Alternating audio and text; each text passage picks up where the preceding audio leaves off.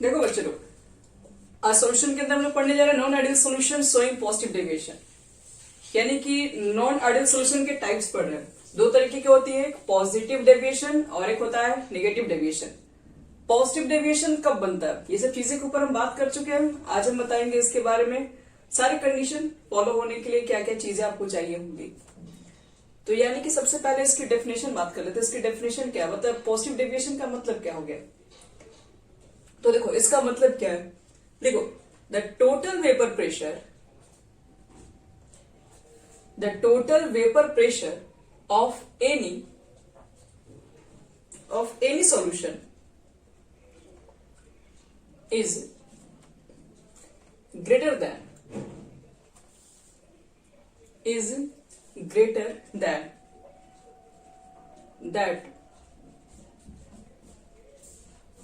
that of corresponding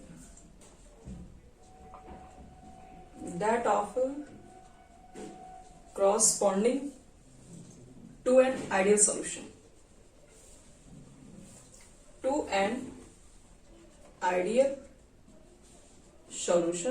of the same composition.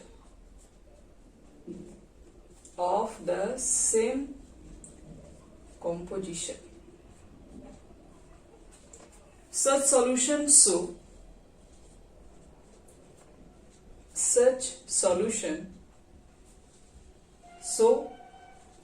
positive deviation from Raoult's law. Positive deviation from Raoult's law.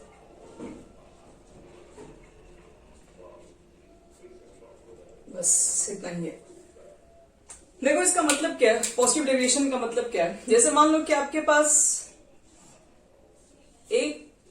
पास ए मान लो किसी तरह का solution है जो कि प्योर सॉल्वेंट, मतलब कोई एक तरह का सॉल्वेंट ही है लिक्विड के फॉर्म में। दूसरा आपने एक सॉल्यूशन लिया है जो कि प्योर, उसके अंदर बी ही सारे कंपोनेंट्स हैं, और आपने मिक्स करके बनाया क्या, एक सॉल्यूशन बनाया जिसमें ए और बी दोनों को ऐड कर दिया। इसमें ए के भी कंपोनेंट होंगे, बी के भी कंपोनेंट होंगे, ठीक है। यहाँ पर तो इंटरेक्शन ए के बीच में भी हो सकता है, बी और बी के बीच में भी होगा, और एक नया इंटरेक्शन बन रहा होगा तो ए बी के बीच में भी हो सकता है। ये तीन तरीके की पॉसिबिलिटीज होगी यहाँ पे। तो इसको समझो यहाँ पे ध्यान से। हमने क्या किया कि एक सॉल्यूशन बनाया जिसमें ए के कंपोनेंट को ऐड किया, बी के कंपोनेंट को ऐड किया। तो सॉल्यूशन बनने के बाद उसमें ए के बीच में इंटरेक्शन हो रहा होगा, बी के बीच में इंटरेक्शन भी हो रहा होगा, हो सकता है ए बी के बीच का भी इंटरेक्शन हो रहा हो। तो अब हमें ये चेक करना है कि यहाँ पर पॉजिटिव डेविएशन कब हो सकता है। तो total vapour pressure of any solution greater हो जाए आइडियल सॉल्यूशंस के। आइडियल सॉल्यूशन का मतलब ये होता है कि आप जो राउल्ट्स लॉ से जो कैलकुलेट कर रहे थे, राउल्ट्स लॉ क्या बोलता है, तो राउल्ट्स लॉ यही बोला जाता है कि जो vapour pressure, total vapour pressure का जो सॉल्यूशन है वो पीए और पीबी के कंपोनेंट को ऐड करने से, मतलब वेपर प्रेशर ऑफ ए और वेपर प्रेशर ऑफ बी को ऐड कर दोगे तो टोटल वेपर प्रेशर सॉल्यूशन का मिक्स हो जाएगा। ये तो तभी पॉसिबल था जब ए के बीच का इंटरेक्शन बीबी के बीच का इंटरेक्शन सेम ए बी के बीच के इंटरेक्शन के इक्वल हो जाए। लेकिन यहां पर तो पॉजिटिव डेविएशन का ये मतलब हो गया कि यहां से जो टोटल वेपर प्रेशर जो कैलकुलेट हो रहा है, ठीक है, वो क्या हो रहा है, वो ग्रेटर आ जा रहा है। ग्रेटर हो जा रहा है कि आप जो कैलकुलेट कर रहे हैं, जो राउल्ट लॉ के फॉर्मूला से आप लगाकर कैलकुलेट कर रहे हैं, उससे जो भी वेपर प्रेशर आ रहा है, और जब एक्सपेरिमेंटल कैलकुलेट कर रहे हैं उससे अगर टोटल वेपर प्रेशर आ जाए, ज्यादा आ जाए, जिसका मान लो इसे कैलकुलेट किया 10 एटीएम आया और इसे कैलकुलेट किया 12 एटीएम आया, एक्सपेरिमेंटल किए, तो अगर कभी भी vapour pressure, total vapour pressure solution का ग्रेटर हो जाए, किससे ग्रेटर हो जाए, उसके राउल्ट्स लॉ के एक्सपेरिमेंट से। आप राउल्ट्स लॉ के फॉर्मूला रख के बनाओ, एक्सपेरिमेंट रख के बनाओ, एक्सपेरिमेंट से अगर वैल्यू ज्यादा आता है राउल्ट्स लॉ के फॉर्मूला से, तो कह सकते हैं कि आपके पास जो भी सॉल्यूशन है वो पॉजिटिव डेविएशन है फ्रॉम राउल्ट्स लॉ। ये चीजें यहाँ पर लिखी हुई है। ये टोटल जो वेपर प्रेशर है of any solution greater than होना चाहिए corresponding to an ideal solution of the same composition or such solution so positive deviation from Raoult's law। Ideal solution का मतलब यही आपके पास है, राउल्ट्स लॉ के सॉल्यूशन से ही कहा गया है। आइडियल सॉल्यूशन को क्या बताया गया, जो राउल्ट्स लॉ को फॉलो करेगा उसी को आइडियल सॉल्यूशन ही कहते हैं हम लोग। तो जब भी याद रखना कि total vapour pressure Raoult's law की वेपर प्रेशर से अगर ज्यादा आ गया, सब कुछ सेम ही लेके चले हैं, राउल्ट्स लॉ के फॉर्मूला से निकाले कुछ और आ गया, एक्सपेरिमेंट से कुछ और आ गया, एक्सपेरिमेंट का वैल्यू अगर राउल्ट्स लॉ से अगर ग्रेटर आता है तो बोलेंगे कि पॉजिटिव डेविएशन शो कर रहा है फ्रॉम राउल्ट्स लॉ से। तो अब हम ये चेक करेंगे कि ऐसा कब हो सकता है, पॉजिटिव डेविएशन किस कंडीशन पे हो सकता है, टोटल वेपर प्रेशर सॉल्यूशन का ग्रेटर कब हो सकता है। तो ये तो तभी पॉसिबल है जब बोल सकते हैं कि in this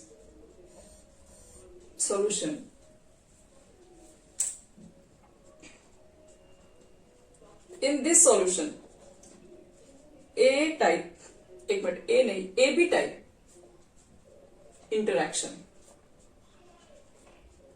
total vapour pressure बच्चे लोग ज्यादा कब हो सकता है, जब ए बी का इंटरैक्शन क्या होना चाहिए, ग्रेटर कि less.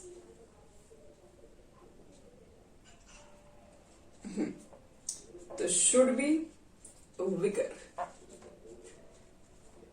weaker than AA and BB type interaction.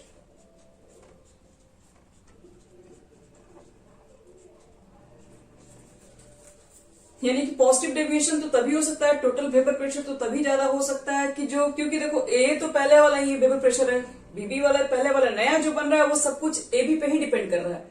अगर यहां पर इंटरेक्शन, अगर दोनों के बीच का इंटरेक्शन अगर कम निकल गया, तो अगर कम हो गया इसका मतलब है कि ये चीजें फिर आसानी से वेपर में, मतलब दोनों के बीच में अट्रैक्शन कम है तो आसानी से वेपर बन जाएगी। तो वही चीजें क्या है कि एक्सपेरिमेंट से निकाल रहा है तो कुछ और वैल्यू आ रही, ज्यादा इसकी वैल्यू आ जा रही, क्योंकि यहाँ पे जो इंटरेक्शन बन रहा है एबी का वो बहुत कम है। तो इसकी वजह से हमारे पास जो सॉल्यूशन है वो पॉजिटिव डेविएशन शो करता है। अब देखो, अब यहां पर भी इसकी कुछ प्रॉपर्टी है या कैरेक्टरिस्टिक्स बोल लो। देखो, सबसे पहले इसकी क्या प्रॉपर्टीज में आएगी, जिस तरीके से हमने पढ़े तो नॉन आइडियल सोल्यूशन के लिए डेल्टा एच मिक्सिंग 0 नहीं होता, आइडियल सोल्यूशन के लिए तो डेल्टा एच मिक्सिंग 0, डेल्टा भी मिक्सिंग जो होता है वो 0 होता है। तो नॉन आइडियल के लिए हमें पता है कि दोनों इक्वल नहीं होता है, इक्वल नहीं होता है तो फिर कितना होगा। तो देखो ध्यान से, यहां पर बताया जाता है कि the enthalpy change is positive, एक मिनट, the enthalpy change of mixing, या ऐसे लिखो, the enthalpy of mixing, the enthalpy of mixing is positive. Positive का मतलब क्या है, तो दैट इज डेल्टा एच की जो वैल्यू होगी वो ग्रेटर देन 0, वो 0 से क्या है, ग्रेटर है। क्यों है, तो बिकॉज द हीट रिलीज्ड, देखो जब भी कोई एक नया बॉन्ड बनता है, जैसे ए बी का नया इंटरेक्शन है, ए इंटरेक्शन तो पहले से था, बीबी का भी इंटरेक्शन था, अब एक नया बॉन्ड बन रहा है ए बी। अब एक नया जब बॉन्ड बनता है तो वहां पर क्या होता है, हीट रिलीज होता है बाहर है। लेकिन वो बॉन्ड अगर कमजोर है तो वहां पे हीट भी कम रिलीज होगा। अगर वो बॉन्ड ज्यादा होगा, मतलब ज्यादा पावरफुल होगा, ज्यादा अगर तगड़ा बॉन्ड बन जाए तो वहां पर हीट रिलीज भी क्या होता है, बहुत ज्यादा होता है, मतलब वहां पे एनर्जी ज्यादा लगाना पड़ जाता है। तो यहां पर हम लोग क्या कह रहे हैं, एंथैल्पी ऑफ मिक्सिंग जो होता है, डेल्टा एच की जो वैल्यू है, ठीक है, वो पॉजिटिव होती है, मतलब वो ग्रेटर देन 0 होती है, because the heat released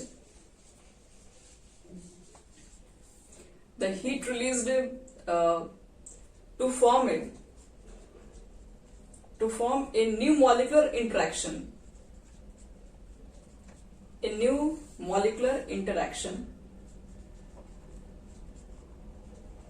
is less। इसी की वजह से, यानी यहाँ पे देखो क्या बताया, थोड़ा समझना ध्यान से, बच्चे लोग कंफ्यूज भी होते हैं इसमें। यहां पर बताते हैं कि अगर आपके पास ये पॉजिटिव डेविएशन वाला केसेस रहते हैं, यहाँ पर डेल्टा एच जो मिक्सिंग होती है वो ग्रेटर देन 0 आती है। एक चीज बताओ कि डेल्टा एच का मान पॉजिटिव होता है ज्यादा, तो कैसा रिएक्शन है, एंडोथर्मिक या एक्सोथर्मिक,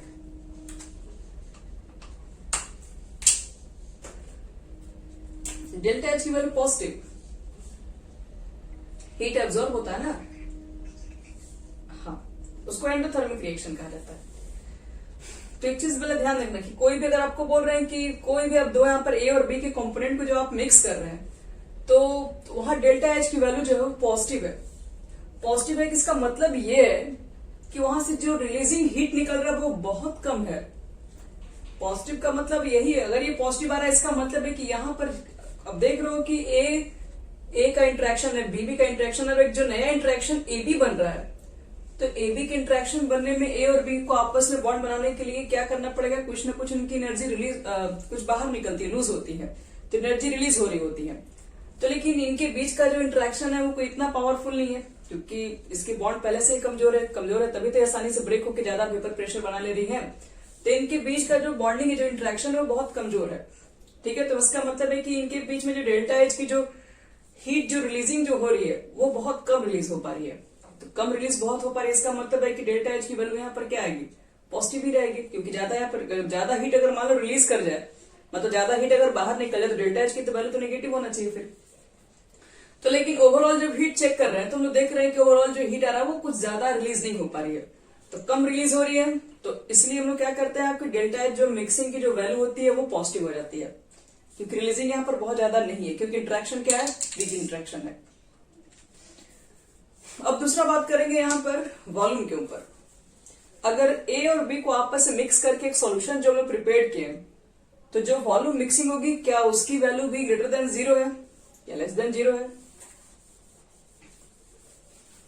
डेल्टा एच मिक्सिंग तो याद रखना ग्रेटर देन 0 होती है, क्योंकि यहाँ पर हीट जो रिलीजिंग है न्यू बॉन्ड बनने में वो बहुत कम है।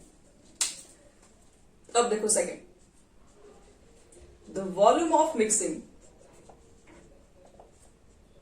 इज पॉजिटिव, ये भी पॉजिटिव है, दैट इज डेल्टा भी जो मिक्सिंग की जो वैल्यू है वो ग्रेटर देन 0 है। क्यों 0 है? तो बोलेंगे because there is decrease, because there is decrease in magnitude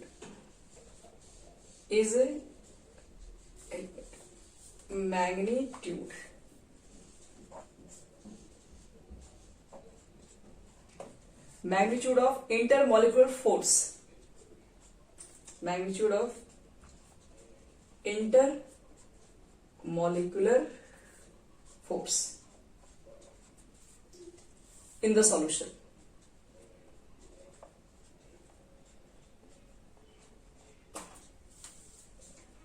देखो इसका मतलब क्या है उसको थोड़ा समझना ध्यान से। हम बोल रहे हैं कि जब आप दो कंपोनेंट को ए और बी को आपस में मिक्स कर रहे हैं, तो यहाँ पर डेल्टा भी मिक्सिंग पर वॉल्यूम इंक्रीज हो रहा है। ऐसा कैसे हो रहा होगा, सोचो इसको। ए के कंपोनेंट्स, बी के कंपोनेंट्स, और अगर आप इसको यहां पे मिला रहे हो, तो यहां पर तो ए का तो पीछे वाला ही बिल्कुल, यहां से तो वॉल्यूम नहीं बढ़ सकता है ना, बी और बी से भी वॉल्यूम नहीं मिल सकता है, सब कुछ ए बी पे डिपेंड करता है। अब खुद से सोचो कि अगर ए बी के बीच का इंटरेक्शन अगर कम होगा, उसके बीच का अट्रैक्शन कम होगा, तो मॉलिक्यूल्स थोड़ा दूर दूर होंगे, और मॉलिक्यूल्स जब दूर दूर जाएंगे तो वॉल्यूम जाहिर सी बात है बढ़ जाएगी, क्योंकि यहां पर जो इंटरेक्शन है वो वीक है। इंट्रैक्शन वीक है तो मान लो कि कोई चीज क्या कर रहा है, बीच में चार लोग को कस के पकड़ के रखेगा तो उसके बीच का वॉल्यूम कम होगा। अगर लूजली पकड़ के रखेगा तो मॉलिक्यूल और दूर दूर भागेंगे वहां से, तो मॉलिक्यूल दूर दूर भागेंगे तो वॉल्यूम ज्यादा ऑक्यूपाई करेंगे। तो इसलिए जो फाइनल वॉल्यूम जो आता है मिक्सिंग का, वो क्या होती है, वो 0 से ग्रेटर होती है। क्यों हो जाती है ग्रेटर? क्योंकि यहाँ पर जो मॉलिक्यूल्स, जो नया जो इंट्रैक्शन बन रहा है वो लूजली अट्रैक्शन है, इसलिए मॉलिक्यूल्स दूर हो जाता है, मॉलिक्यूल्स दूर हो जाता है तो वॉल्यूम बढ़ जाता है। और थर्ड प्रॉपर्टी चेक करते हैं इसमें। थर्ड प्रॉपर्टी तो हमें पता है कि जो वेपर प्रेशर जो आता है ए कंपोनेंट्स का, अब यहां पर जो नया आपके पास सॉल्यूशन जो है, ठीक है, नया सॉल्यूशन के अंदर जो वेपर प्रेशर कैलकुलेट कर रहे हैं वो ग्रेटर देन आ जा रहा है। तो ग्रेटर कैसे आ रहा होगा? ये तो तभी पॉसिबल है जो vapour pressure of A equal हो जाए पी नॉट और एक्स ए के, और वेपर प्रेशर ऑफ बी, जैसे रॉल्स ने बताया था, दोनों आपस में इक्वल होता है, लेकिन इक्वल तो तब होता है जब ए बी का इंटरेक्शन ए और बी की सिमिलर होता है, लेकिन इंटरेक्शन से इंटरेक्शन कम हो गया, इसका मतलब है कि ए का भी वेपर प्रेशर ज्यादा बन रहा होगा और बी का भी ज्यादा बन रहा होगा। तभी पॉसिबल है कि टोटल वेपर प्रेशर जो सॉल्यूशन का है वो ग्रेटर हो जाए, किससे? तो पी ए प्लस पीबी के सम से। चलो ये सब तो हुआ, सिर्फ ऐसी ही बात हो गया। अब इसके ऊपर एग्जांपल लेके समझेंगे कि ऐसा कैसे एग्जांपल ले सकते हैं, कैसे एग्जांपल को हम पहचानेंगे कि पॉजिटिव डेविएशन का केसेस होगा कि नेगेटिव डेविएशन का केसेस होगा। तो चलो एग्जांपल लेके इस चीज को क्लियर कर दे रहे हैं कि पॉजिटिव डेविएशन कैसे फॉर्म हो रहा है। चलो इस पे चलो पहले कुछ एग्जांपल लिख लेते हैं। फर्स्ट एग्जांपल लिखो, फॉर एग्जांपल करके। पहला जो एग्जांपल ले रहे हैं, ethanol plus cyclohexane. Second example लिख लो, acetone plus carbon disulphide. Carbon disulphide. Third ले लीजिए, कार्बन टेट्राक्लोराइड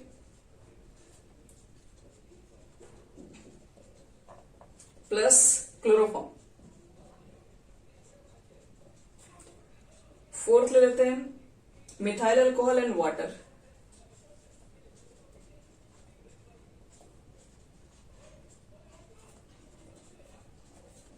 फाइव ले लो, एसीटोन प्लस एथेनॉल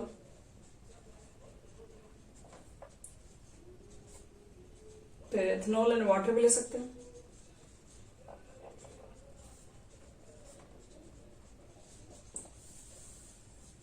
तो इस तरह का एग्जाम्पल हमने बहुत सारा ले लिए, लेकिन अब समझेंगे कि ये इस एग्जाम्पल से हमें कैसे मालूम चला कि पॉजिटिव डेविएशन हो भी रहा है या नहीं। तो यहां पर देखो, दोनों का नेचर अलग अलग होगा। दोनों का नेचर मतलब एक पोलर होगा, दूसरा नॉन पोलर की तरफ होगा। एक कुछ ज्यादा आप देखोगे कि एक पे डाइपोल नेचर बहुत ज्यादा होगा, मतलब उसकी पॉजिटिव वाली जो पॉजिटिव नेगेटिव जो भी नेचर है वो बहुत ज्यादा होगा, और एक आप चेक करोगे इसमें नॉन डाइपोलर जो नेचर है वो कुछ ज्यादा होगा। तो इस तरह के कंपाउंड्स को तुरंत देख के पहचान जाएंगे कि किसके अंदर डाइपोलर नेचर्स है, किसके अंदर हाइड्रोजन बॉन्डिंग्स है। हाँ बोलिए।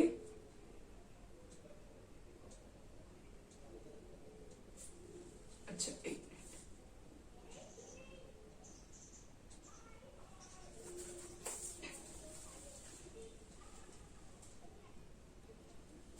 मिनट, चलो ये तो एग्जाम्पल हो गया, लेकिन एग्जाम्पल को भी हम लोग को समझना पड़ेगा कि यही एग्जाम्पल क्यों हुआ। जैसे कि हम कह सकते हैं कि एथेनॉल और साइक्लोहेक्सेन एक पॉजिटिव डेविएशन शो करेगा क्या? तीन ही से बता नहीं क्यों, क्या तीनों?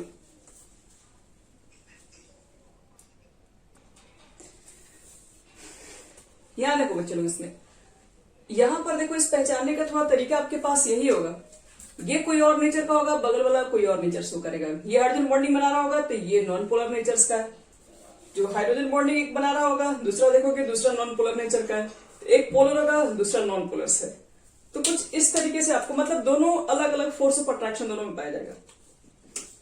जैसे इसी एग्जाम्पल को समझते हैं। एथेनॉल है मेरे पास और साइक्लोहेक्सेन है। एथेनॉल C2H5OH और साइक्लोहेक्सेन, ये आपका साइक्लोहेक्सेन है C6H12। एक चीज बताओ, एथेनॉल और एथेनॉल मॉलिक्यूल्स के बीच में हाइड्रोजन बॉन्डिंग पाया जाता है। एथेनॉल्स और एथेनॉल मॉलिक्यूल, जैसे मान लो दो आप एथेनॉल मॉलिक्यूल्स तुम ले लिए, C2H5OH। C2H5 का मतलब CH3 हो गया, CH2 हो गया, OH हो गया। तो हम इस तरह से लिखते रहे इसको, OH। इसका लोन पेयर, अब ये H से कनेक्टेड है, हाइड्रोजन ऑक्सीजन से कनेक्टेड है, तो इसके ऊपर पार्शियली पॉजिटिव चार्ज होगा। फिर क्या होगा, इसी तरीके से एक और आपके पास मॉलिक्यूल्स आएगा, अल्कोहल मॉलिक्यूल्स। इसी तरीके से CH2 CH3 यहां पे लगा हुआ रहेगा। अब देखो, इसका भी पार्शियली पॉजिटिव चार्ज, इसका पार्शियली पॉजिटिव चार्ज, और इसका ऑक्सीजन के पास इलेक्ट्रॉन्स, इलेक्ट्रॉन का नेगेटिव चार्ज पॉजिटिव चार्ज के बीच में जो अट्रैक्शन जो है, इसी को बोलते हैं हाइड्रोजन बॉन्ड। क्योंकि इसका हाईली पॉजिटिव चार्ज और इसके पास इलेक्ट्रॉन्स ज्यादा है, तो इसके ऊपर नेगेटिव चार्ज, तो ये पॉजिटिव नेगेटिव के बीच का अट्रैक्शन की वजह से हाइड्रोजन बॉन्डिंग होता है, और ये अट्रैक्शन काफी पावरफुल होता है। अब मान लो कि इथाइल मॉलिक्यूल्स के बीच में हाइड्रोजन बॉन्डिंग है, और अगर आपने क्या कर दिया, उसके अंदर गलती से साइक्लोहेक्सेन आपने डाल दिया, तो अब अगर मान लो कि साइक्लोहेक्सेन कहीं दो मॉलिक्यूल के अगर बीच में आ जाए, तब तो इसके बीच का हाइड्रोजन बॉन्डिंग को ब्रेक कर देगा, क्योंकि ये तो खुद बॉन्ड बनाएगा नहीं, लेकिन इसको बॉन्ड बनाने से रोक सकता है। तो यहां पर जो अट्रैक्शन जो था, पहले हाइड्रोजन बॉन्ड का अट्रैक्शन, जो कि एक बहुत पावरफुल बॉन्ड का अट्रैक्शन था, लेकिन जैसे इसके अंदर वो साइक्लोहेक्सेन का लिक्विड मिक्स कर दिए, इस लिक्विड में ने क्या कर दिया, इस लिक्विड ने हाइड्रोजन बॉन्ड जैसे स्ट्रॉन्ग फोर्स को, अट्रैक्शन को क्या कर दिया, कमजोर कर दिया। अब अट्रैक्शन कमजोर हो जाएगा तो वही बात है, वेपर प्रेशर ज्यादा बन जाएगा। तो यहां पर बहुत बार क्वेश्चन में पूछा जाता है कि एथेनॉल और cyclohexane show positive deviation from Raoult's law. उसको एक्सप्लेन करना है कैसे वो होता है। तो आपको बताएं कि दो इथाइल मॉलिक्यूल्स के बीच में हाइड्रोजन बॉन्डिंग है, साइक्लोहेक्सेन ऐड करने पर दो मॉलिक्यूल के बीच का जो अट्रैक्शन है, ठीक है, उसके बीच में लाइज कर जाता है क्या, साइक्लोहेक्सेन आ जाता है और दोनों के बीच के इंटरेक्शन को ब्रेक कर देता है। अब इंटरेक्शन कमजोर हो जाएगा तो जाहिर सी बात है कि अब यहाँ आसानी से वेपर में कन्वर्ट हो जाएगा वो, इसलिए वेपर प्रेशर ज्यादा बन जाएगा। तो चलो इसको मैं एक्सप्लेन करते रहे, बाकी सब चीजों को उसी तरीके से एक्सप्लेन करना होगा आप लोग को। देखो इसका एक्सप्लेनेशन लिख दे रहे हैं, पूरा इसको लिख देना, एग्जामिनेशन में क्वेश्चन पूछा गया इस पर है। मिक्सचर ऑफ इथाइल अल्कोहल या एथेनॉल लिख दो, ethanol and cyclohexane, mixture of ethanol and cyclohexane, so positive deviation, from Raoult's law, अब क्यों लिखो, क्यों ऐसा होता है तो बोलेंगे, पैरा चेंज भी कर सकते हो। एथेनॉल, जो आपके पास एथेनॉल होता है, ethanol molecules have hydrogen bond, molecules have hydrogen bond, comma, on addition cyclohexane, जब हम उसमें एडिशन करते हैं साइक्लोहेक्सेन का, साइक्लोहेक्सेन ऐड कर दो बच्चे लोग, या फिर एसीटोन ऐड कर दो। अल्कोहल में आप एसीटोन में यहाँ पे देखो एसीटोन वाला एग्जाम्पल लिया है, ये दोनों को दोनों एक नेचर के हैं, एसीटोन को ऐड कर दोगे, साइक्लोहेक्सेन ऐड कर दीजिए या फिर एसीटोन्स को ऐड कर दीजिए आप, क्या हो जाएगा ऐड करने पर, इट्स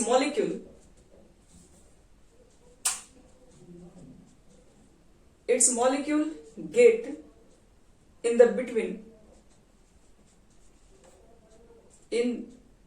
गेट इन बिटवीन, किसके बीच में आता है, between the molecules of ethanol, between the molecules of ethanol and thus breaking the hydrogen bond, add कर देना यहां पर, and thus breaking the hydrogen bond and reducing ethanol interaction, and reducing ethanol interaction।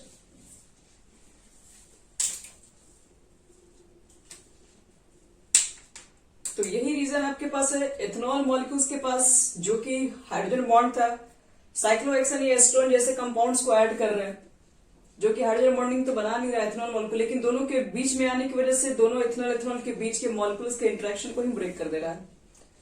तो इसकी वजह से हमारा bond क्या हो रहा है, कमजोर हो रहा है, कमजोर होने की वजह से वो इजिली वेपर में कन्वर्ट हो जा रहा है, इसलिए वेपर प्रेशर ज्यादा वहां बन रहा है सॉल्यूशन का। तो ये हमारा हो गया पॉजिटिव डेविएशंस की कुछ प्रॉपर्टीज और कुछ एग्जांपल्स। अब बात करते हैं नेगेटिव डेविएशन, पॉजिटिव वाला पूरा कंप्लीट करवा दी।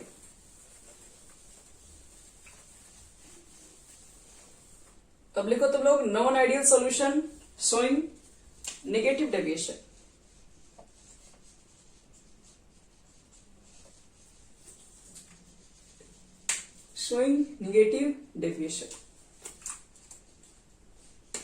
चलिए इसमें देखो सबसे पहले क्या होता है, लिखिए the total vapour pressure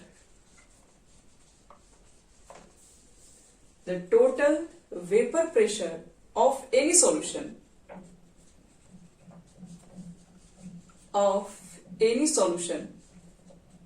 is less than the total vapor pressure of any solution is less than that of corresponding to an ideal solution,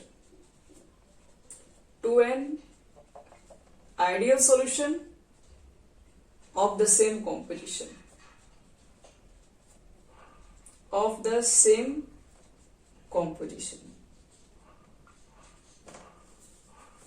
यहां पर क्या होता है, जो टोटल वेपर प्रेशर सॉल्यूशन का होता है वो कम आ जाता है जब आप एक आइडियल सॉल्यूशन से निकाल रहे होते हैं तब। तो अगर ऐसा कंडीशन होगा तो हम बोलेंगे such solution so negative deviation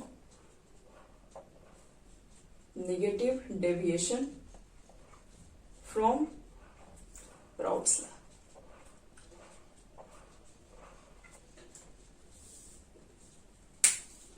देखिए नेगेटिव में वैल्यू नहीं आता, ये मत सोचना कि नेगेटिव में वैल्यू आ रहा है, ऐसा कुछ भी नहीं है।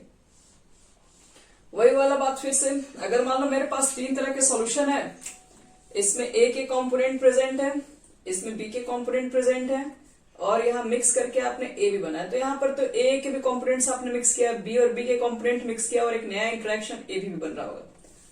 और आप राउट्स लॉ से मान लो कि टोटल वेपर प्रेशर कैलकुलेट किया, मान लो 10 atm आया है, और आपने जब एक्सपेरिमेंट में जाके इसको निकाला तो मालूम चला कि आपका ये जो टोटल वेपर प्रेशर है वो आया है 8 atm।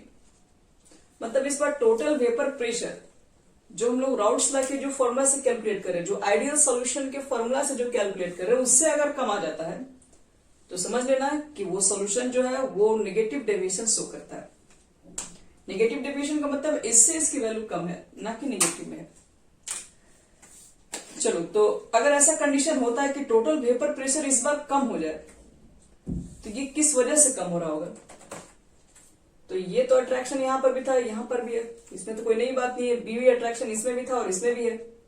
ये जो नया अट्रैक्शन जो बन रहा है सब उसी की वजह पे डिपेंड है। ये ए बी का इंटरेक्शन पे सब कुछ का, अगर ए बी का इंटरेक्शन अगर बहुत ज्यादा हाई हो, ये दोनों के बीच में अगर अट्रैक्शन अगर बढ़ जाए, तब तो ये फिर जल्दी वेपर ही नहीं बनेगा, और जल्दी अगर वेपर बनेगा नहीं तो जाहिर सी बात है कि यहाँ वेपर प्रेशर भी कम हो जाएगा। तो इसलिए ये हम लोग राउट्स लॉ के अकॉर्डिंग तो नया अट्रैक्शन के ऊपर बात ही नहीं करते, वो तो मान के चलते हैं कि जो सॉल्यूशन में जो अट्रैक्शन जो पहले था वही है, इसलिए उनका तो 10 आएगा ही, लेकिन आपका कम इसलिए आ गया क्योंकि नया इंटरेक्शन जब दोनों के बीच में बन गया, जब फोर्स ऑफ अट्रैक्शन इसमें हाई हो गया, तो अब तो उतने वेपर नहीं बनेगा, कम वेपर प्रेशर बनेंगे। तो पहले तो इसके रीजन को लिख लिया जाए, ऐसा क्यों हो जाता है, और फिर इसकी भी कुछ प्रॉपर्टीज के ऊपर बात करेंगे। लिखो, इन this solution AB type interaction should be greater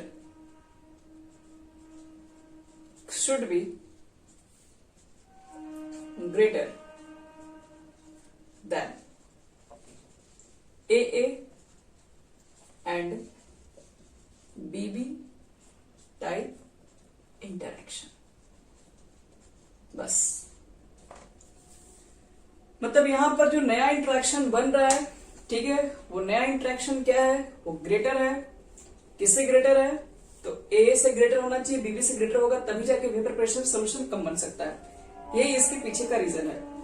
मतलब यही हुआ कि यहाँ पे जो पीए की जो वैल्यू है वो एक्सपेरिमेंटल निकाला गया तो कम आई, और पीबी की जो वैल्यू आई वो भी इससे कम है, तो ओवरऑल जब रिजल्ट निकालेंगे तो भी तो कम होगा पीए प्लस पीबी के सम से, जो आना चाहिए राउट्स लॉ से।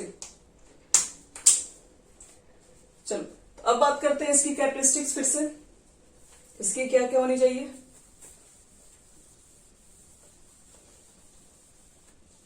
देखो इसमें भी कैरेक्टरिस्टिक,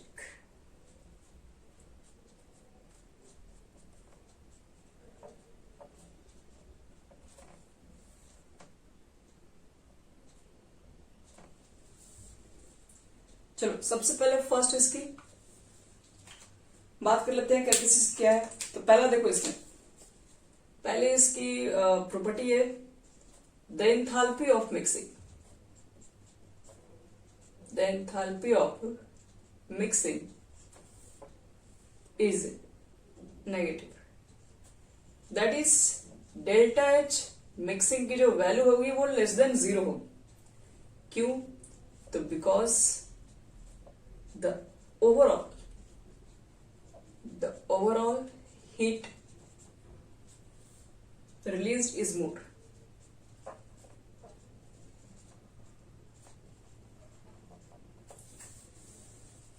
यहां पर ए बी का एक नया इंटरेक्शन बन रहा है, और इस बार जो इंटरेक्शन है ये काफी ज्यादा पावरफुल है, मतलब उसके बीच का इंटरेक्शन बहुत ज्यादा हाई है। अगर दोनों के बीच में अगर इंटरेक्शन बहुत ज्यादा हाई है तो इसका मतलब है उसके बनने में काफी ज्यादा हीट रिलीज भी हुई होगी, काफी एनर्जी भी लगी होगी, एनर्जी रिलीज हो रही होगी बाहर।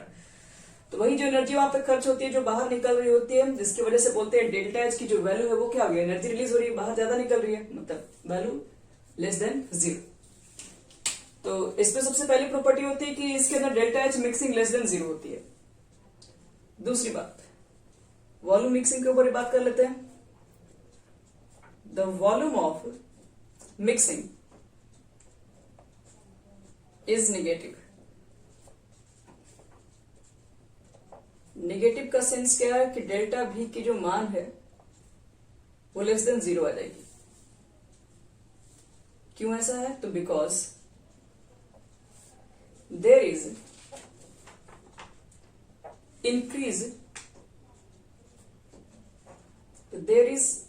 increase in the magnitude of intermolecular force, magnitude of intermolecular force in the solution। यही बच्चे लोग इसका सेंस है। अगर मान लो कि आप दो चीजों को आपस में मिक्स कर लो, ठीक है, तो पहले से ए और बी के बीच का इंटरेक्शन अगर ज्यादा हो गया तब तो इसके मॉलिक्यूल्स और पास पास आ जाएंगे, क्योंकि इस बार फोर्स ऑफ अट्रैक्शन ज्यादा लग रहा है ए और बी के बीच में। तो ज्यादा है अट्रैक्शन है तो मॉलिक्यूल्स नजदीक होंगे। जब मॉलिक्यूल्स नजदीक आ जाएंगे तो वॉल्यूम तो पहले से कम हो जाएगी, तो फाइनल वॉल्यूम क्या होगी, कम हो गई। तो जब डेल्टा वी मिक्सिंग निकालोगे तो फाइनल वॉल्यूम कम, इनिशियल ज्यादा है, तो ओवरऑल वैल्यू क्या आ जाएगी, नेगेटिव आ जाएगी। और थर्ड और लास्ट प्रॉपर्टी इसकी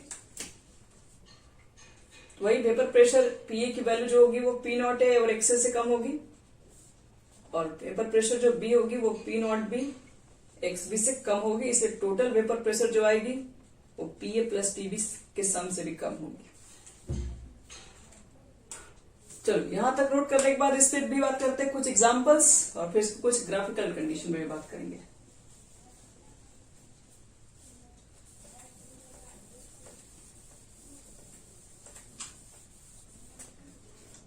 देखो एग्जाम्पल लिखोगे यहां पे।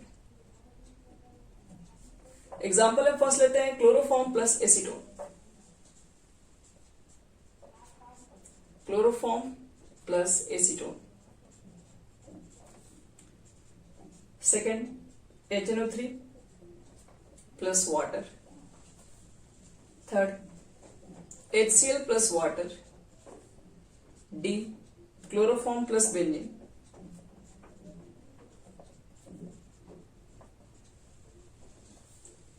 ई chloroform plus diethyl ether.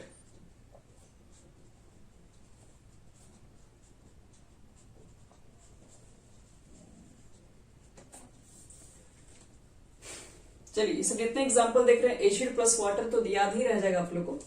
Chloroform benzene, chloroform acetone, chloroform मतलब ज्यादातर क्लोरोफॉर्म के एग्जांपल देख रहे हैं डाइइथाइल ईथर्स। अब देखो कि ऐसा क्या है कि क्लोरोफॉर्म और एसीटोन को आपस में मिक्स कर दे रहे हैं तो नेगेटिव डेविएशन शो कर रहा है।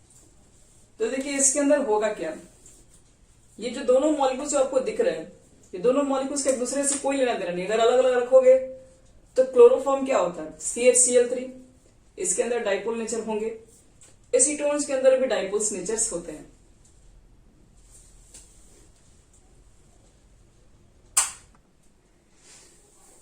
यहां देखो, चलो इसमें हम एक्सप्लेन कर दे रहे हैं कि यहां पर क्लोरोफॉर्म एसीटोन में नेगेटिव डेविएशन कैसे आ गया। नेगेटिव डेविएशन का मतलब यहां पर वेपर प्रेशर कम कैसे हो गया। क्लोरोफॉर्म के अंदर बात करोगे, ये आपके पास थोड़े बहुत डाइपोल्स नेचर के होते हैं, ये भी थोड़े बहुत है, मतलब दोनों का सेम नेचर है। अब देखो दोनों को आपस में मिक्स करो। CHCl3 क्लोरोफॉर्म के लिए होता है,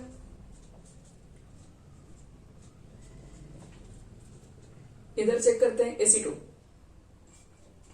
एसीटोन्स के अंदर भी डाइपोल्स नेचर है, तो काम करते हैं इसको थोड़ा ठीक से लिखते हैं। C डबल बॉन्ड को यहां रखते हैं, और एसीटोन है तो CH3 यहां पर होगा, CH3 यही तो एसीटोन का फॉर्मूला होता है।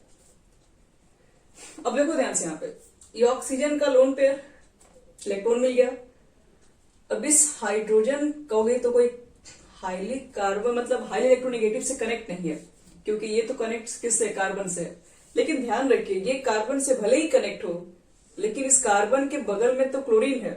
अब क्लोरीन तो एक मोर इलेक्ट्रोनेगेटिव है, तो कार्बन के इलेक्ट्रॉन को इधर से भी ले रहा होगा, इधर से भी ले रहा होगा, इधर से भी ले रहा होगा।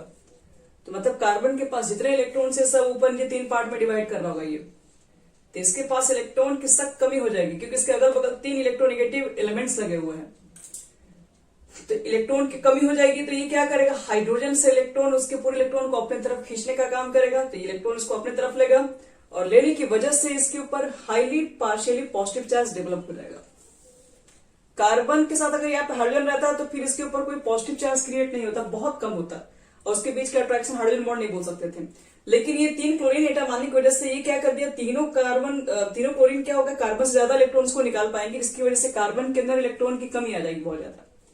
तो इसके अपने कमी को पूरा करने के लिए हाइड्रोजन के पास आएगा, क्योंकि इस तीनों से तो लड़ नहीं सकता है, क्योंकि इसकी इलेक्ट्रोनेगेटिविटी क्लोरीन से कम होती है। तो इसके इलेक्ट्रॉन्स को अपने तरफ लेगा, जिसकी वजह से यहाँ पर पार्शियली पॉजिटिव चार्ज, और ये हो गया इलेक्ट्रॉन्स पॉजिटिव नेगेटिव के बीच का अट्रैक्शन बन जाएगा। और ये अट्रैक्शन कोई छोटा मोटा अट्रैक्शन नहीं, इसको बोलते हैं हाइड्रोजन बॉन्ड। तो देखो इसके ऊपर पहले से अगर अंदर बात की जाए तो इसके अंदर डाइपोल्स नेचर है, मतलब पोलैरिटी इसके अंदर है लेकिन बहुत कम था। इसके अंदर पोलैरिटी जो थी वो बहुत कम थी, लेकिन जैसे ही दोनों को आपस से मिक्स कर दिया, अलग सोल्यूशन है ये अलग सोल्यूशन है, लेकिन दोनों को आपस से मिक्स कर दिया तो एक नया इसके बीच का जो इंटरेक्शन दिख रहा है ये हाइड्रोजन बॉन्ड इंटरेक्शन है, जो कि दोनों से कहीं ज्यादा, पहले वाले लिक्विड से कहीं ज्यादा हाई इंटरेक्शन को शो कर रहा है। एक मान लो कि डाइपोल डाइपोल को शो कर रहा है और डाइपोल से कहीं ज्यादा पावरफुल है हाइड्रोजन बॉन्डिंग। तो यहां पर हाइड्रोजन बॉन्ड बनने की वजह से क्या होगा, इसके बीच का इंटरेक्शन बढ़ गया। अब अगर इसके बीच का इंटरेक्शन बढ़ गया तो फिर ये बॉन्ड जल्दी ब्रेक ही नहीं होगा, बॉन्ड ब्रेक नहीं होगा तो वेपर प्रेशर कम हो जाएगा फिर। तो इसी की वजह से क्लोरोफॉर्म और एसीटोन को आपस से मिक्स करते हैं, तो इसमें कुछ क्लोरोफॉर्म के लिक्विड्स है, कुछ एसीटोन्स के लिक्विड है, और कुछ दोनों आपस से मिक्स होकर हाइड्रोजन बॉन्ड के भी फॉर्म में आ गए। अब इसके बॉन्ड को ब्रेक करना इजी नहीं है, इसलिए वेपर प्रेशर भी कम बनता है। तो क्वेश्चन में आपसे पूछे जाते हैं एग्जामिनेशन में कि क्लोरोफॉर्म एसीटोन्स का जो सॉल्यूशन है सो नेगेटिव डेविएशन, इसको एक्सप्लेन कीजिए। तो चलो हम इसको यहाँ पे एक्सप्लेन लिख रहे हैं, फिगर बना लेना पहले यहाँ पे, फिर मैं इसको एक्सप्लेनेशन कर रहे हैं। लिखोगे व्हेन chloroform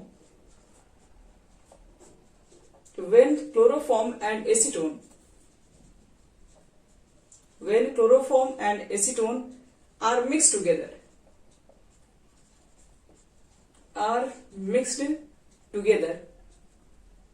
then hydrogen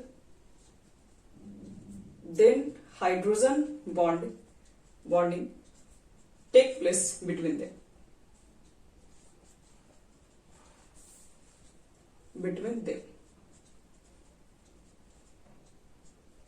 और इसी हाइड्रोजन बॉन्डिंग की वजह से आपके पास जो अट्रैक्शन होता है वो ज्यादा हो जाता है और वेपर प्रेशर कम हो जाता है।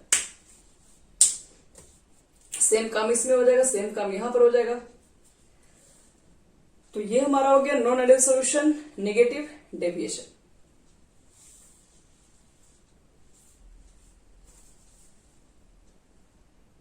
हो गया बच्चे लोग यहां तक सबका?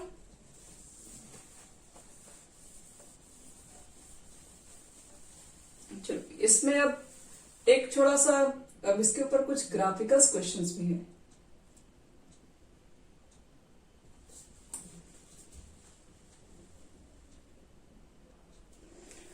Graphical representation of positive deviation, negative deviation and rods law, ये तीनों आपको बता रही है।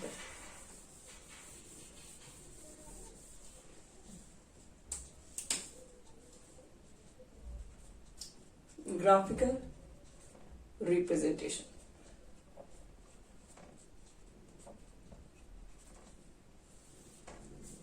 देखो बच्चों, अगर मान लो कि सबसे पहले राउंड्स लगा ही पहले देख लो कैसा था उनका ग्राफ, उसके बाद ही आगे बढ़ते हैं। जो राउंड्स ला का जो आपके पास ग्राफ था उसमें आपने एक सॉल्यूशन लिया था, उस सॉल्यूशंस के अंदर क्या था आपके पास, तो सॉल्यूशन के अंदर ए के कंपोनेंट थे, कुछ बी के कंपोनेंट थे, और पी इज इक्वल टू निकलता था P naught A X A. तो अगर आपको कहा जाए P is equal to P naught A और एक्स ए, अगर कुछ देर के लिए अगर हम मान लेते हैं ये ऑरिजिन है, ये वाई एक्सिस है, ये एक्स एक्सिस है, तो वाई इज इक्वल टू ये एम एक्स प्लस सी जैसा दिख रहा है। अगर हम इसको यहां पर वेपर प्रेशर अगर ए से इंडिकेट कर दें तो क्या लग रहा है, यहां पर एक्स एक्सिस पर क्या लेके चलना पड़ेगा, मोल फ्रैक्शन, और ये इक्वेशन दिख रहा है किसके जैसा, y is equal to mx plus C जैसा दिख रहा है। तो अब हमको ये सोचना है कि y is equal to mx plus C का ग्राफ कैसा होता है। तो c तो इसमें है ही नहीं, हटाइए इसको। तो x की वैल्यू 0 पुट करोगे तो y की वैल्यू भी 0 होगी, मतलब एक पॉइंट तो 0 0 पर है, ये तो क्लियर है। तो हम यहां से स्टार्ट कर रहे हैं x से। इस पॉइंट पे x की वैल्यू 0 है, सही बात है, इस पॉइंट पे x की वैल्यू 0 ही होगी, और x की वैल्यू 0 होगी तो x b की वैल्यू भी 0 ही आएगी आपके पास। x भी कह रहे हैं, ये pa की वैल्यू भी 0 ही होगी। अब जैसे जैसे आगे बढ़ोगे x की वैल्यू कितना होगा, x की वैल्यू 0 से स्टार्ट किया, फिर x की वैल्यू 0.1 0.2, इस तरीके से करते करते करते करते फाइनल x की वैल्यू हाईएस्ट कितना जाएगा 1, क्योंकि मोल फ्रैक्शन का मान 1 से तो ग्रेटर कभी नहीं हो सकता है, इससे ज्यादा कभी नहीं जाएगा। तो 0 पर x की वैल्यू 0 तो pa की वैल्यू भी 0, x की वैल्यू अगर बढ़ाओगे तो pa की वैल्यू बढ़ेगी, मतलब जैसे जैसे x की वैल्यू बढ़ाओगे वैसे वैसे pa की वैल्यू बढ़ेगी। तो यानी कि कुछ इस तरीके से डायरेक्टली प्रोपोर्शनल है, तो ग्राफ कुछ इसी तरीके से निकल रहा होगा। चलिए, और इस पॉइंट पर अगर हम पूछे कि इस पॉइंट पे बताओ कि वेपर प्रेशर कितना रहा होगा, इजी है बताना। इस पॉइंट पर अगर आप निकाल रहे हैं जिसमें x की वैल्यू अगर यहां पर 1 हो गई, ठीक है, तो इस कंडीशन में अगर हम चेक करें तो x की वैल्यू 1 पुट करें तो pa is equal to P naught A, इसका मतलब है इस पॉइंट पर पी नॉट ए होगा, जिस पर x की वैल्यू आपके पास 1 आ जाए। इसी तरीके से मान के चलो कि अब कुछ देर के लिए आप ये समझ के चलिए, ये आपके पास y एक्सिस है, ये x एक्सिस है, और यहां पर p भी है, वही वाला बात यहां पर होगा। अगर इस पॉइंट पे x की वैल्यू 1 है तो xb की वैल्यू तो 0 होगी, ये तो सबको मालूम है, क्योंकि दोनों का सम तो 1 से ज्यादा हो नहीं सकता। Mole fraction of a plus mole fraction of b, इसका मैक्सिमम सम तो 1 हो सकता है, 1 से ज्यादा तो मोल फ्रैक्शन का सम नहीं हो सकता कभी भी। अगर x की वैल्यू अगर 1 है, इसका मतलब इस पॉइंट पे xb की वैल्यू 0 है, और जहां पर xa की वैल्यू 0 है वहां पर xb की वैल्यू 1 होगी।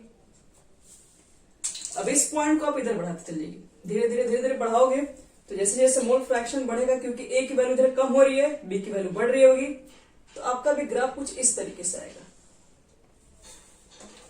और इस पॉइंट पर अगर आपको चेक करना है कि कितना इसका प्रेशर रहेगा, तो क्या करोगे, xb की वैल्यू 1 पुट करोगे, तो ये b वाला केस रख के चेक कर लो, तो पी नॉट बी हो जाएगा यहाँ पे, मतलब कि इस पॉइंट पर आपके पास पी नॉट बी की ग्राफ होगा।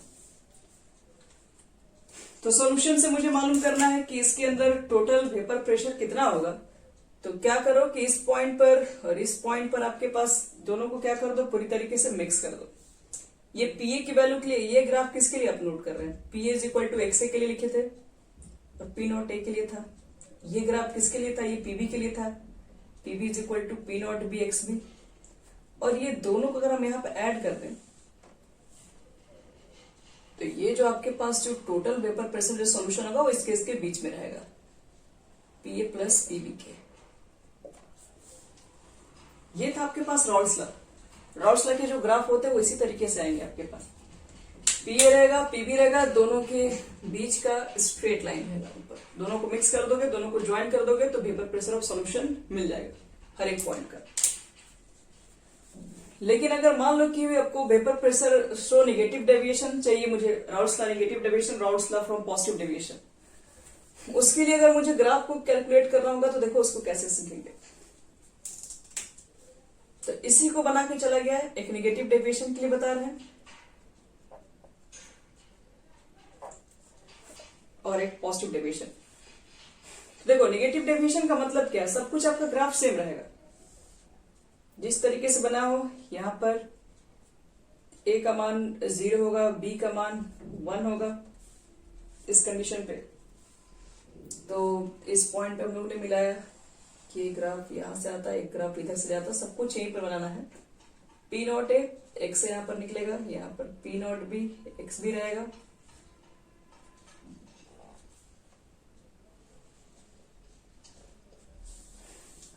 लेकिन होगा क्या, ऐसा होना चाहिए था लेकिन ऐसा एग्जैक्टली थोड़ी ना होगा।